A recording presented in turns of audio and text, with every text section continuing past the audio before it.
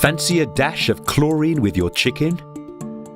How about a side of experimental GM veggies? What about chemicals in food that can damage the development of our children? If big business has its way, these items would be on your plate right now. What stopped them so far are our regulations. And these regulations are under attack from the Transatlantic Trade and Investment Partnership, or TTIP, the dirtiest trade deal in Europe's history. The TTIP is a free trade agreement being cooked up by politicians and big business, and it's bad news for consumers, workers, and the environment. Negotiations are being held in secret, and all we know is what we've learnt from leaks. At the centre of the deal is regulatory cooperation. It might sound innocent enough, but what it means is letting corporations do as they please. Businesses will be able to co-write the rules. And if a business doesn't like the result, they can influence the outcome of the law.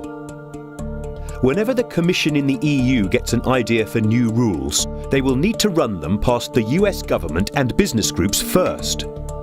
This is before you or your elected representatives even see what's being proposed. If a business group in the US, say a maker of chlorinated chickens, is unhappy about a submission, the Commission will be forced to report it has a bad effect on trade. Business groups will even be able to make their own proposals. Who would have had the front to put ideas like this on the table? Well, they look pretty similar to a set of ideas that the US Chamber of Commerce and Business Europe have been pushing in Brussels for years. They are even planning to create a brand new body to make sure business gets its way. It will be called the Regulatory Cooperation Council. Their main priority is to protect trade. Regulatory cooperation puts profit before people and undermines key democratic principles. It places foxes in charge of the hen house.